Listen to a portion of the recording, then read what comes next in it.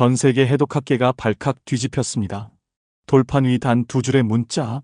수백 년 동안 누구도 해석하지 못했지만 그날 밤 제 눈앞에서 열렸습니다. 처음엔 기이한 획들이라 여겼죠. 하지만 문득 한 글자가 문이 열리는 모습이란 걸 깨달았습니다. 그 순간 뇌 안에서 무언가가 딱 하고 맞물렸습니다. 히브리어, 수메르어, 고조선 문자, 세 언어가 겹치자 그건 봉인을 여는 열쇠가 되었습니다.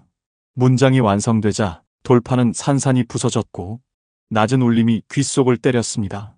그리고 전화가 걸려왔습니다. 그 문장을 왜 열었나? 차갑고 무표정한 목소리였습니다. 그날 이후 제 인생 전체가 변했습니다. 그 문장은 단지 예언이 아니었습니다. 그런데 왜 하필 저였을까요? 본격적으로 들어가기 전에 좋아요와 구독 눌러주시면 큰 힘이 됩니다. 저는 언어학자입니다. 정확히 말하면 누구도 잊지 못한 문장만을 골라 연구하는 해독 전문가죠. 제 전공 분야는 고대 문자 해독이지만 한국사와 고전문학에도 깊은 관심이 있어서 조선시대 고문서나 한문 원전들도 자유롭게 읽을 수 있습니다. 세상에는 수많은 고대 문자들이 있지만 그 중에서도 가장 까다롭고 신비로운 것들만을 다룹니다. 대학에서는 제가 괴짜라고 부르더군요. 일반적인 언어학자들이 이미 해독된 문자의 문법을 연구하거나 현대 언어의 변화 양상을 추적할 때 저는 오히려 아무도 건드리지 않는 미지의 영역으로 뛰어듭니다. 제 연구실 벽면에는 세계 각지에서 수집한 미해독 문자들의 탁본과 사진들이 빼곡히 붙어 있습니다. 인더스 문명의 인장 문자부터 시작해서 이스터, 섬의 롱고롱고 문자 그리고 중앙아시아 초원지대에서 발견된 정체불명의 암각화까지 말이죠. 각각의 문자마다 저만의 해독 노트가 있고 수십 개의 가설들이 빼곡히 적혀 있습니다. 특히 동아시아 지역의 고대 문자들에 대해서는 한국어와 한문 실력을 바탕으로 더욱 깊이 있는 연구를 할 수 있었습니다. 동료들은 제가 시간을 낭비한다고 했습니다. 평생을 바쳐도 해독하지 못할 문자들에 매달리느라 정작 논문 실적은 형편없다고 비아냥거렸죠.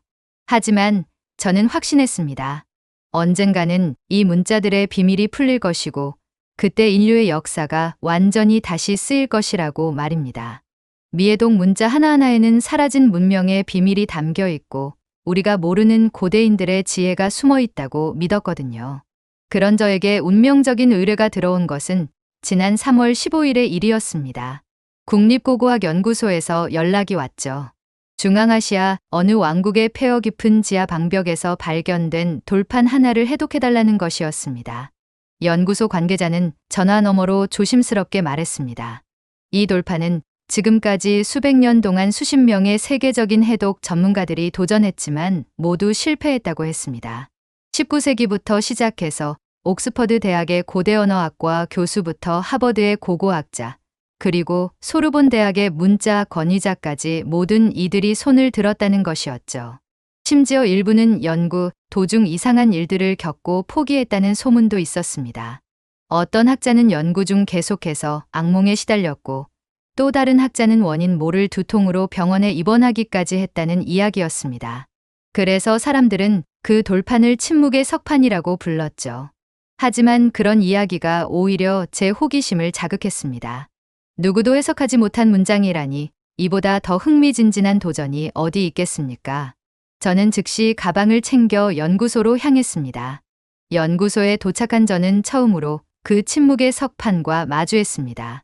가로 30cm, 세로 40cm 정도의 검은 돌판이었는데 표면이 매끄럽게 다듬어져 있었고 그 위에 단 두 줄의 문자가 새겨져 있었습니다. 문자는 깊게 파여 있어서 손가락으로 따라 그을 수 있을 정도였죠. 첫 번째 줄에는 7개의 글자가 있었고 두 번째 줄에는 5개의 글자가 새겨져 있었습니다. 각 글자마다 복잡한 획들이 얽혀 있어서 마치 살아있는 생물처럼 보였습니다. 연구소 담당자가 자세히 설명했습니다. 이 돌판은 19세기 말 러시아의 탐험가 니콜라이 프르제발스키가 중앙아시아 실크로드 유적지에서 발견했다고 했습니다. 당시 그 탐험가는 타클라마칸 사막 가장자리에 폐허가 된 궁전의 지하 깊은 곳에서 이 돌판을 찾았는데 주변에는 다른 유물들이 전혀 없었다고 했죠. 마치 이 돌판만을 위해 특별히 만들어진 방 같았다는 것입니다. 그 방은 완전히 밀폐되어 있었고 입구는 거대한 돌로 막혀 있었다고 했습니다. 더 신기한 것은 돌판의 재질이었습니다. 어떤 종류의 돌인지 정확히 알 수 없었고 현대의 어떤 분석 장비로도 성분을 완전히 파악할 수 없었다고 했습니다.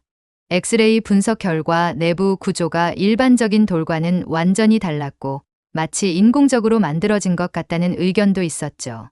다만 확실한 것은 이 돌이 최소 2000년 이상 된 것이라는 점이었습니다. 탄소 연대 측정 결과 정확히 2300년 전의 것으로 나왔거든요. 저는 돌판 앞에 서서 한참을 바라보았습니다. 두 줄의 문자는 언뜻 보기에 히브리어 같기도 했고 아랍어 같기도 했습니다. 하지만 자세히 들여다보니 어떤 알려진 문자와도 완전히 일치하지 않았습니다. 글자 하나하나가 독특한 형태를 하고 있었고 전체적인 배치도 일반적인 문자 체계와는 달랐죠. 특히 첫 번째 줄의 세 번째 글자는 마치 문이 열리는 모습을 형상화한 것 같았고 두 번째 줄의 마지막 글자는 자물쇠를 연상시켰습니다. 연구소 사람들이 말했습니다.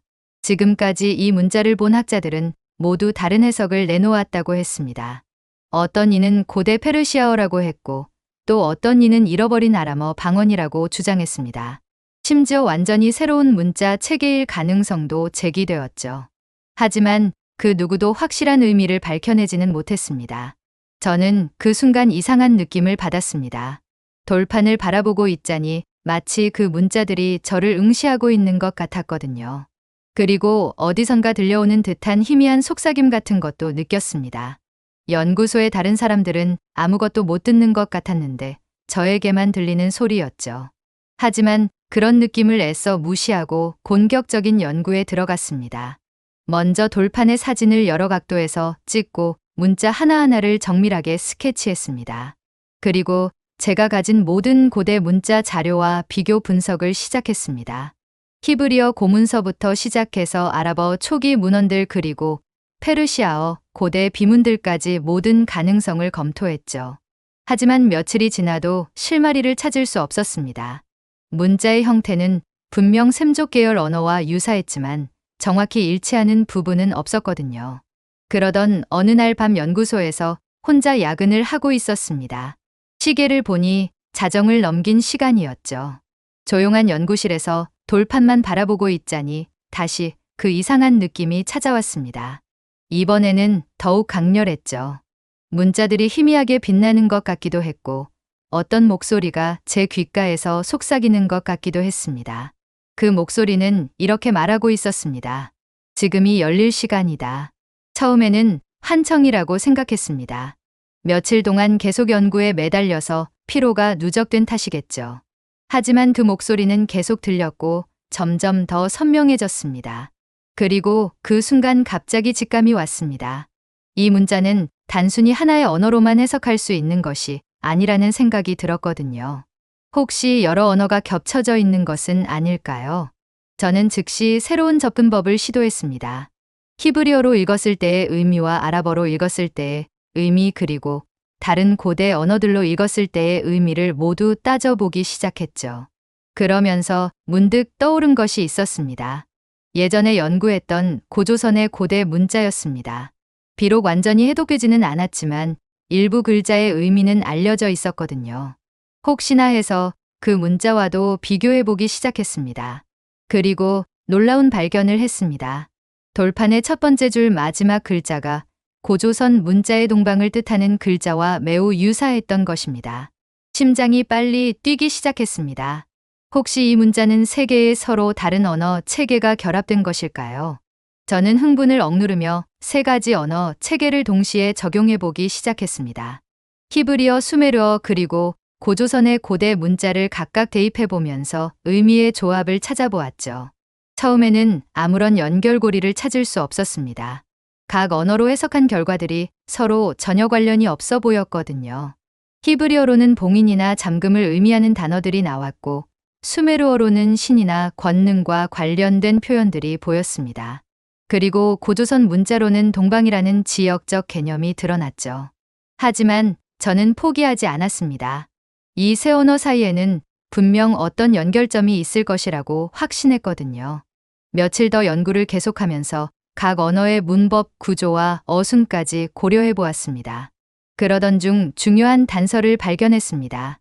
돌판의 두 줄이 각각 다른 읽는 방향을 가지고 있다는 것이었죠. 첫 번째 줄은 오른쪽에서 왼쪽으로 읽어야 했고, 두 번째 줄은 왼쪽에서 오른쪽으로 읽어야 했습니다. 이는 고대 비문에서 가끔 발견되는 소위 부스트롭 해돈 방식이었습니다. 이 발견이 새로운 해석의 열쇠가 되었습니다. 방향을 바꿔서 읽으니 각 언어의 단어들이 서로 다른 의미로 연결되기 시작했거든요. 히브리어의 봉인이라는 단어와 수메르어의 신적 권능이라는 표현, 그리고 고조선 문자의 동방이라는 지역 개념이 하나의 문장으로 결합되는 것 같았습니다.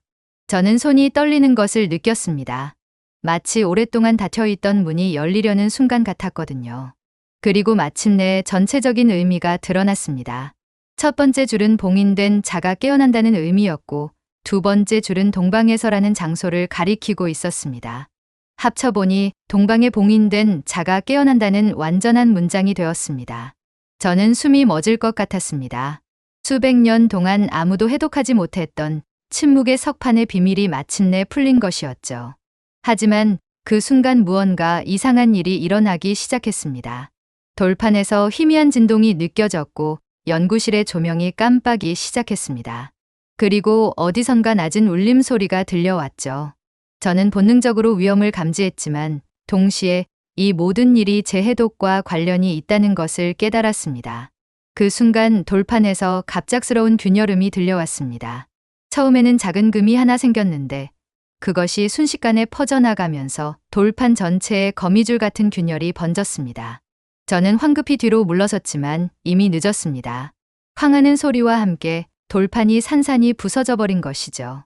2300년 동안 견고하게 유지되어 온 석판이 제가 문장을 해독한 바로 그 순간에 완전히 파괴되어 버린 것입니다.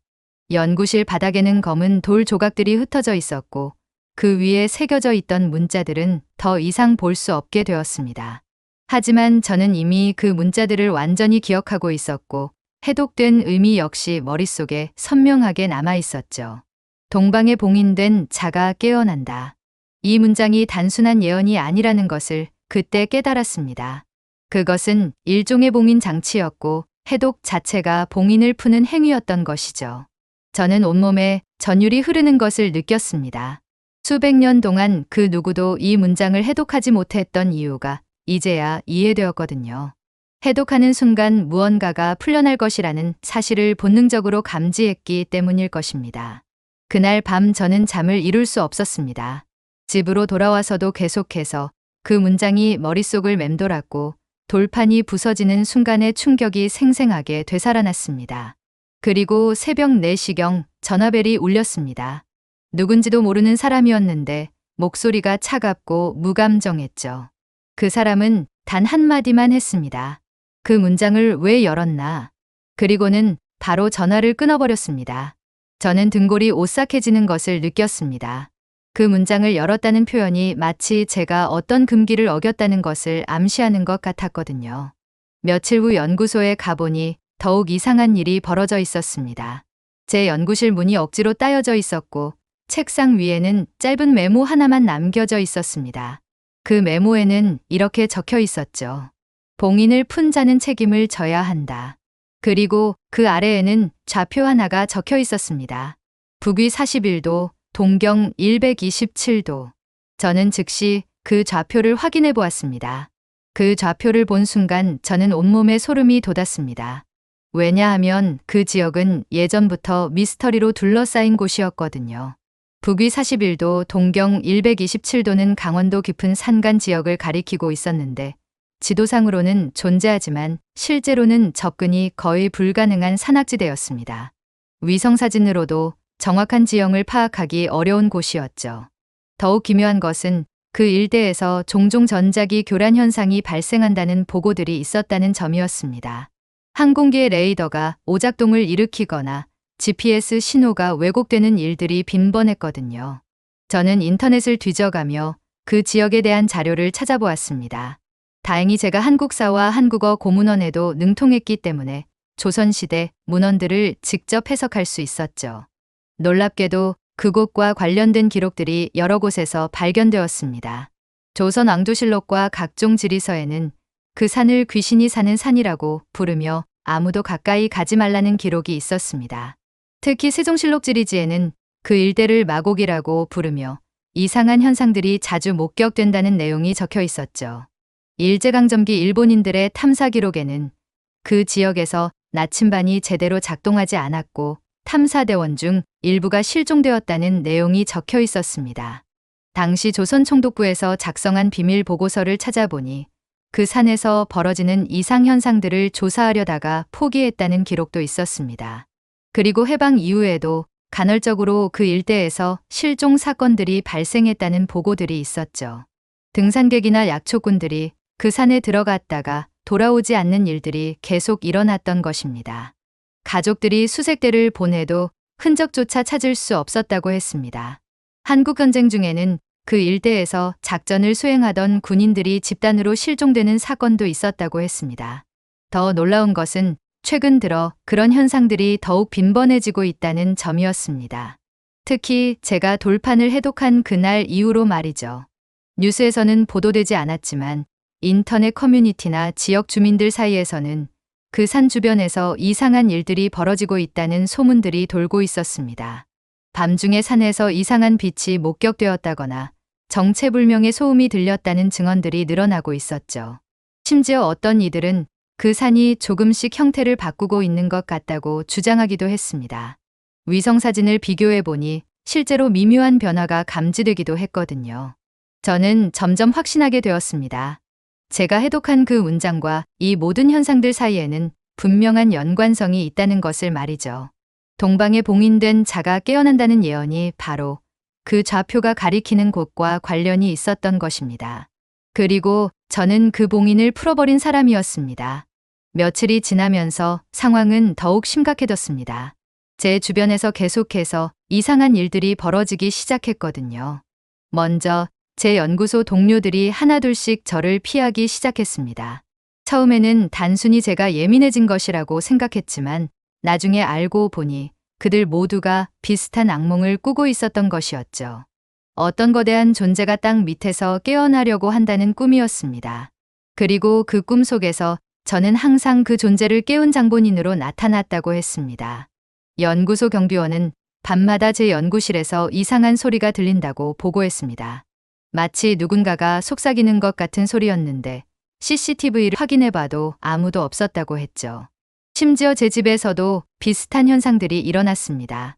한밤중에 갑자기 책들이 바닥에 떨어지거나 전자제품 저절로 켜지고 꺼지는 일들이 반복되었습니다. 그리고 가장 무서웠던 것은 거울이었습니다. 거울을 들여다볼 때마다 제 뒤편에 누군가가 서 있는 것 같은 착각이 들었거든요. 뒤돌아봐도 아무도 없었지만 그 기분 나쁜 느낌은 계속 남아 있었습니다. 이런 일들이 계속되자 저는 정신과 상담을 받아보기로 했습니다. 의사는 극도의 스트레스와 죄책감이 만들어낸 환각 증상일 가능성이 높다고 진단했죠.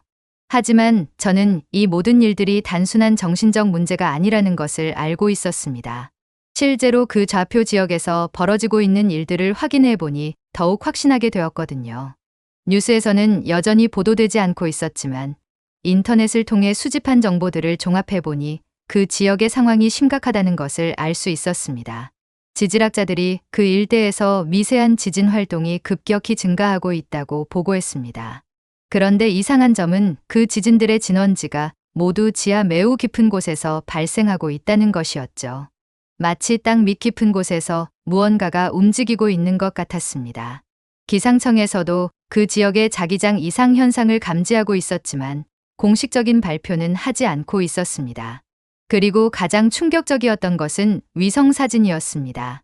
최신 위성사진을 구해서 예전 것과 비교해보니 그 산의 정상 부분이 명백히 변화하고 있었거든요. 위성사진을 자세히 분석해보니 더욱 놀라운 사실이 드러났습니다. 그 산의 정상 부분에 거대한 원형구멍이 생기고 있었던 것입니다. 처음에는 작은 함몰 정도였는데 시간이 지날수록 그 크기가 점점 커지고 있었죠. 마치 땅 밑에서 무언가가 위로 올라오려고 하는 것처럼 보였습니다.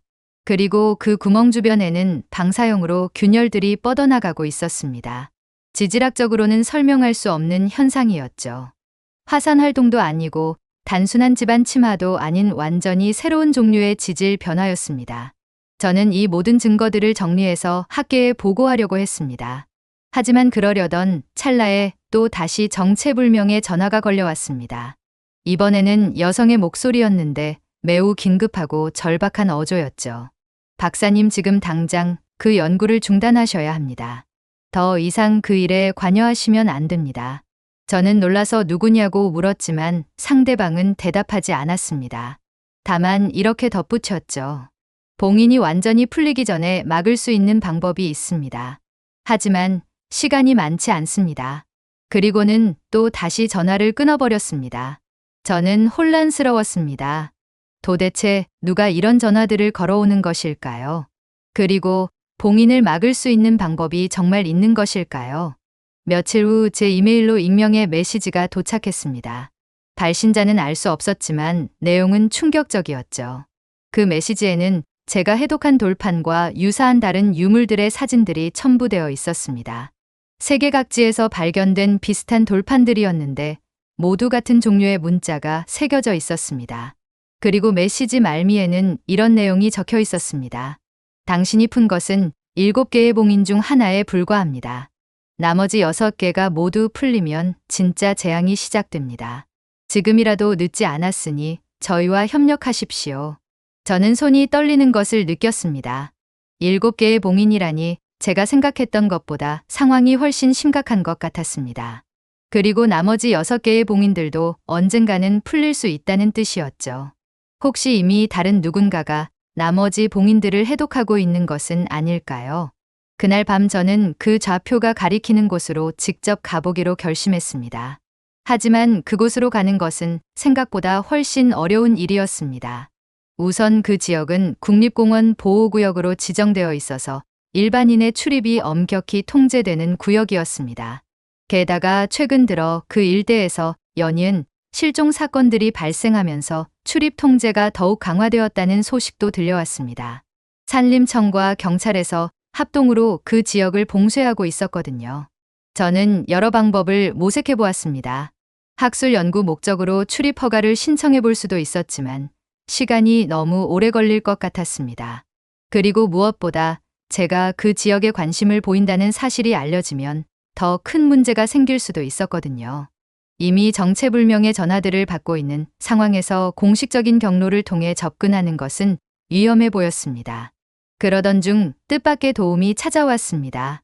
익명의 이메일을 보냈던 그 사람으로부터 다시 연락이 온 것이었죠. 이번에는 전화였는데 목소리를 통해 중년 남성임을 알 수 있었습니다. 그는 자신을 단지 연구자라고만 소개했고 저와 같은 목적을 가지고 있다고 말했습니다. 박사님, 저희는 오랫동안 이런 일들을 연구해온 사람들입니다. 당신이 해독한 봉인은 우리가 감시하고 있던 것 중 하나였습니다. 저는 놀라서 물었습니다. 그럼 왜 미리 막지 않았냐고 말이죠. 그러자 그는 쓴웃음을 지으며 대답했습니다. 막을 수 있었다면 진작에 막았을 것입니다. 하지만 이런 봉인들은 결국 언젠가는 풀리게 되어 있습니다. 다만 누가 언제 푸느냐의 문제일 뿐이죠. 그리고 다행히 당신은 우리가 접촉할 수 있는 사람입니다. 그는 계속해서 설명했습니다. 이런 고대 봉인들은 전 세계 곳곳에 숨겨져 있으며 각각이 서로 연결되어 있다고 했습니다. 하나가 풀리면 다른 것들도 연쇄적으로 약해지기 시작한다는 것이었죠. 그리고 모든 봉인이 풀리면 인류가 상상할 수 없는 존재가 깨어날 것이라고 경고했습니다. 하지만 아직 완전히 늦지는 않았다고 했습니다. 봉인이 풀린 지점에서 특별한 의식을 치르면 다시 봉인을 강화할 수 있다는 것이었죠. 그러기 위해서는 봉인을 푼 당사자가 직접 그 장소에 가야 한다고 했습니다. 그리고 그 지역으로 들어갈 수 있는 비밀 경로도 알고 있다고 덧붙였습니다. 저는 그의 말을 듣고 있으면서도 반신반의했습니다. 너무나 비현실적인 이야기처럼 들렸거든요.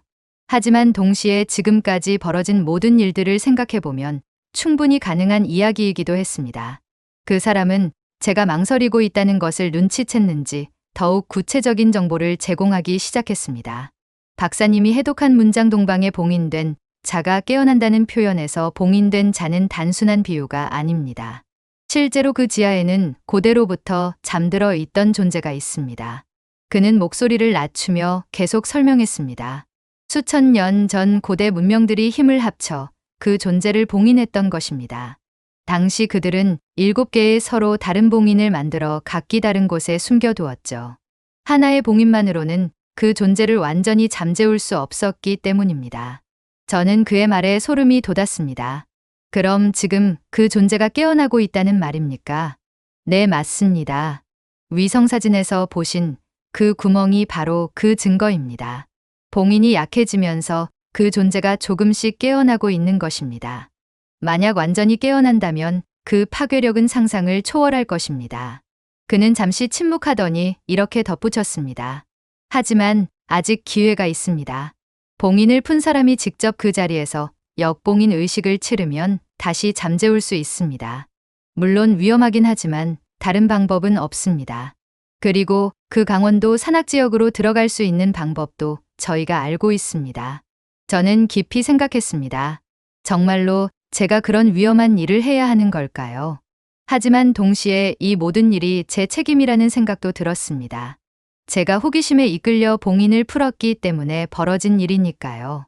그 사람은 제 망설임을 기다려 주었습니다. 그리고 마침내 저는 결심을 내렸습니다. 알겠습니다. 어떻게 하면 되는지 자세히 알려주세요.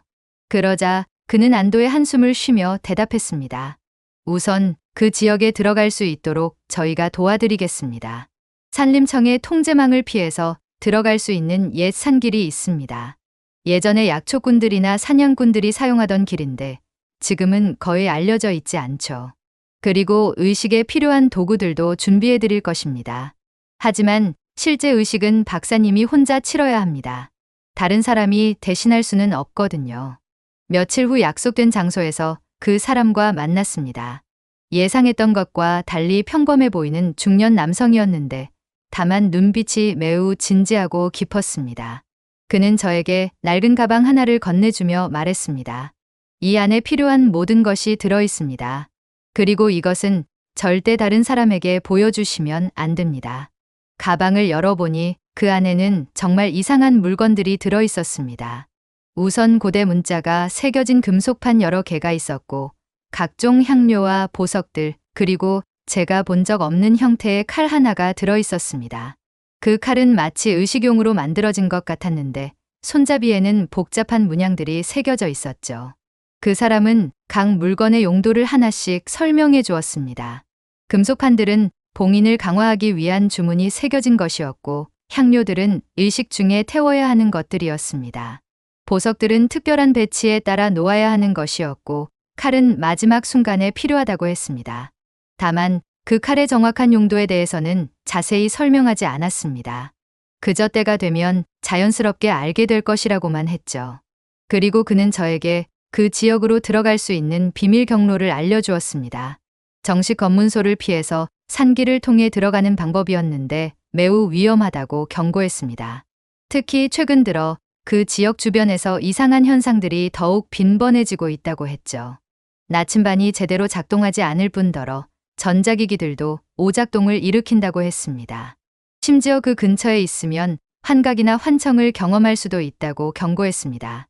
하지만 저는 이미 결심을 굳혔습니다.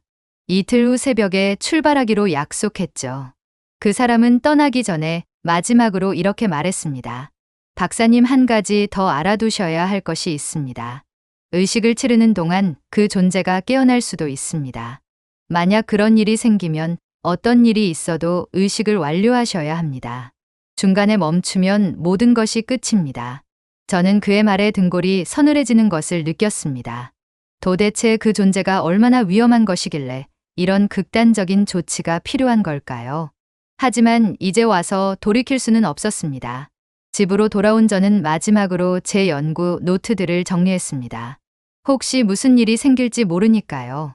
그리고 가족들에게는 며칠간 출장을 간다고만 말했습니다. 진실을 말할 수는 없었거든요. 누가 믿겠습니까? 고대 봉인을 풀어서 잠들어 있던 존재를 깨웠다는 것을 말이죠.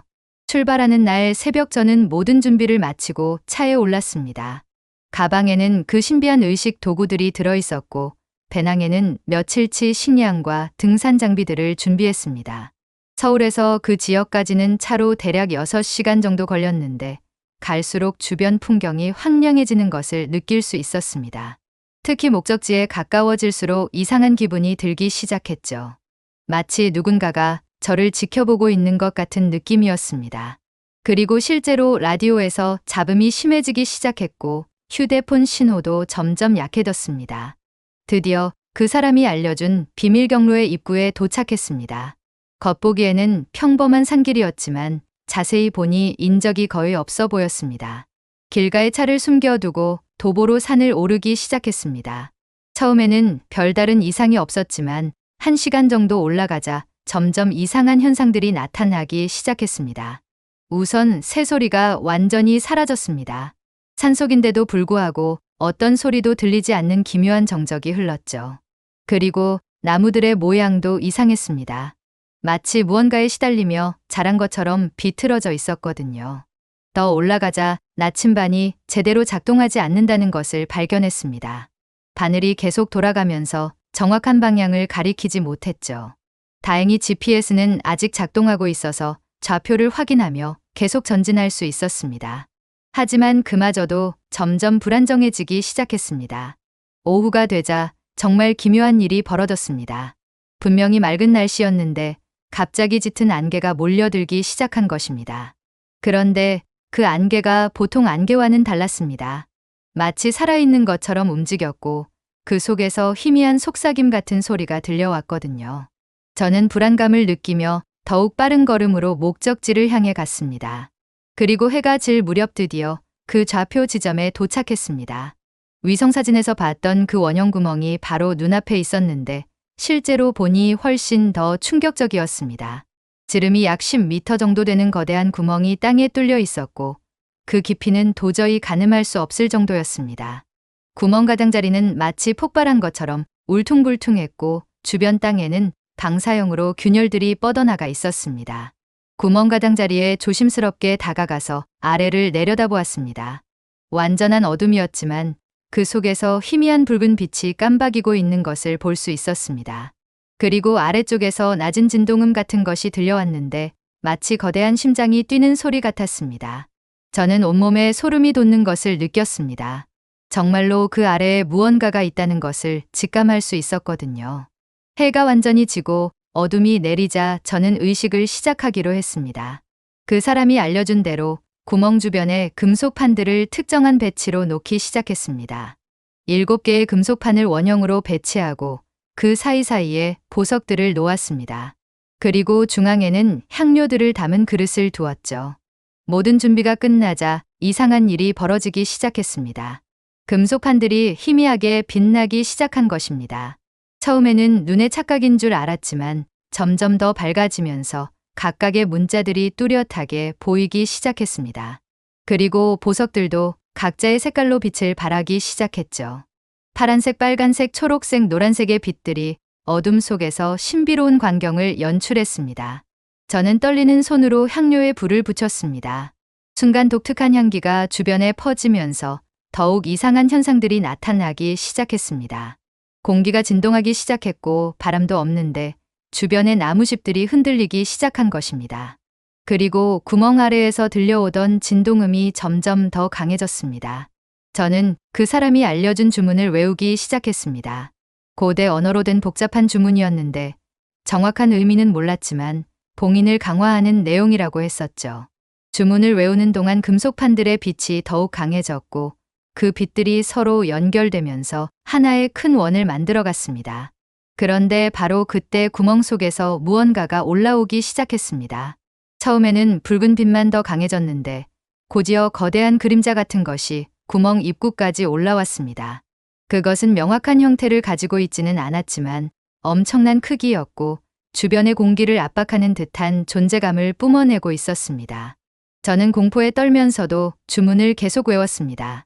그 사람이 어떤 일이 있어도 의식을 완료하라고 했던 말이 떠올랐거든요. 그 거대한 존재가 완전히 모습을 드러내자 저는 숨이 멎을 뻔했습니다. 그것은 인간의 언어로는 표현할 수 없는 형태였습니다. 때로는 거대한 그림자처럼 보였다가 때로는 수많은 촉수가 뒤엉킨 덩어리 같기도 했습니다. 하지만 가장 무서웠던 것은 그것의 눈이었습니다. 수십 개의 붉은 눈들이 저를 응시하고 있었는데 그 시선만으로도 정신이 혼미해질 것 같았거든요. 그 존재는 저를 향해 다가오려고 했지만 제가 만든 금속 판들의 빛에 막혀서 더 이상 접근하지 못했습니다. 대신 그것은 제 머릿속에 직접 말을 걸어왔습니다. 목소리가 아닌 생각으로 전달되는 말이었죠. 인간이여, 너는 나를 깨웠으면서 이제 다시 잠재우려 하는가? 그 목소리는 분노와 절망이 뒤섞인 감정으로 가득했습니다. 저는 공포에 떨면서도 대답했습니다. 저는 실수로 봉인을 풀었습니다. 이제 다시 봉인하려고 합니다.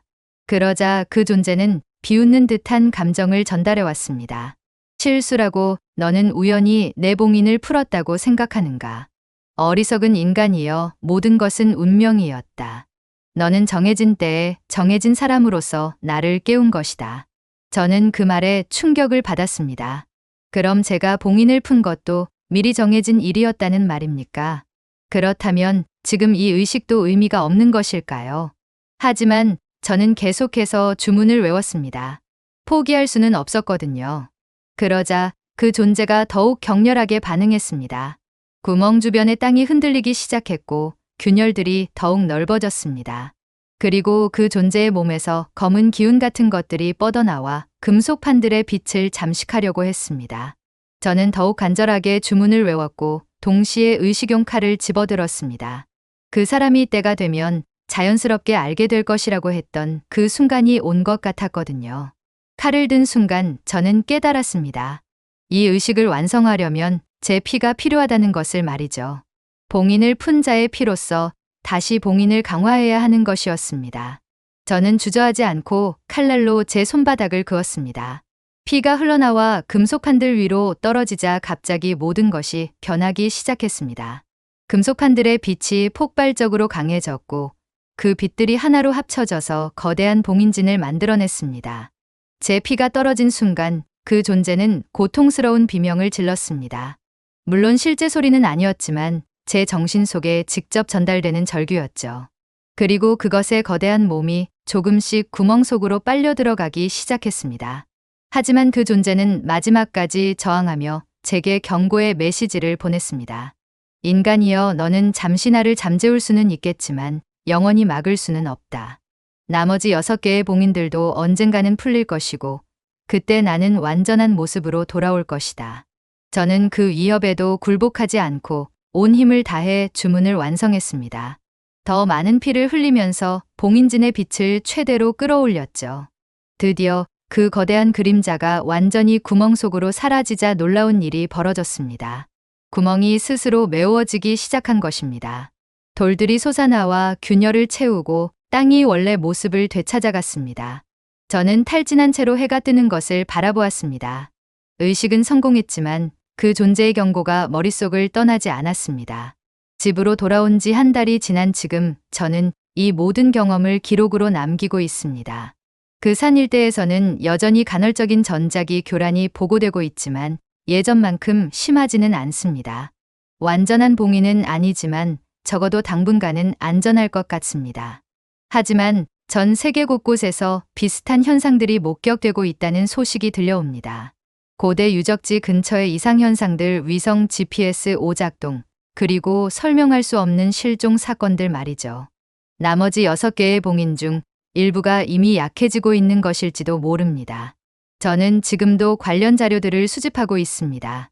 혹시 또 다른 언어학자가 저와 같은 상황에 직면한다면 제 경험이 도움이 될 수 있을 테니까요. 그리고 무엇보다 중요한 것은 이런 고대 봉인들이 함부로 해독되어서는 안 된다는 경고를 널리 알리는 것입니다. 호기심만으로는 감당할 수 없는 결과가 따를 수 있거든요. 결국 저는 깨달았습니다. 제가 해독한 그 문장 동방에 봉인된 자가 깨어난다는 예언이 단순한 고대의 기록이 아니라 인류 전체의 운명과 관련된 경고였다는 것을 말이죠. 그리고 지금도 어디선가 누군가가 또 다른 봉인의 비밀을 풀려고 하고 있을지도 모릅니다.